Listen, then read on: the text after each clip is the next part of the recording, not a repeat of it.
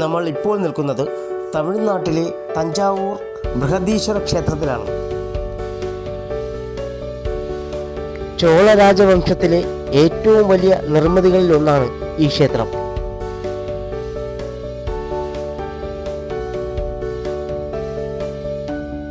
ഇന്ത്യയിലെ തന്നെ ഏറ്റവും വലിയ ഏകശില ശിവലിംഗവും അതുപോലെ തന്നെ ഏറ്റവും വലിയ ഏകശില നന്ദി ശില്പവും ഉള്ളത് ഈ ക്ഷേത്രത്തിലാണ്.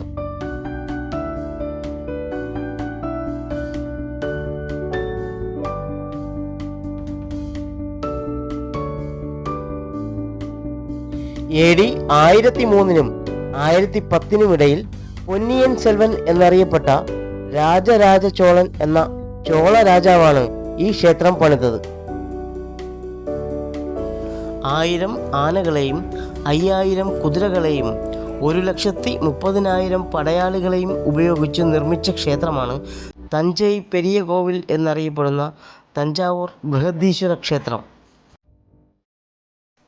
ഒരു ആർക്കിടെക്ചർമാരും ഡിസൈനർമാരും എഞ്ചിനീയർമാരും ഇല്ലാതിരുന്ന ഒരു കാലഘട്ടത്തിൽ വെറും കരിങ്കല്ലുകൾ മാത്രം ഉപയോഗിച്ച് പണിത ക്ഷേത്രമാണ് ഇത്.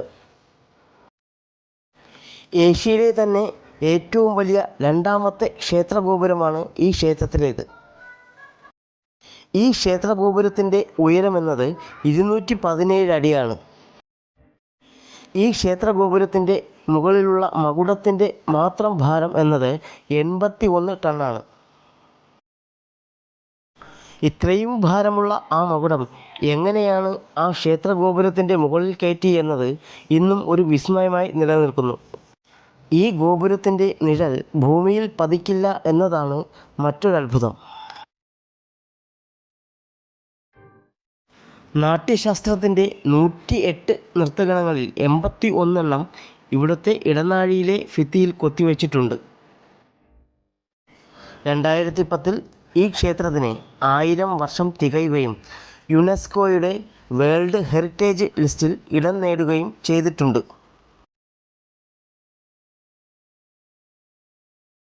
ചോള കാലഘട്ടത്തിലെ ഏറ്റവും വലിയ വിസ്മയമാണ് തഞ്ചാവൂർ ബൃഹദീശ്വര ക്ഷേത്രം.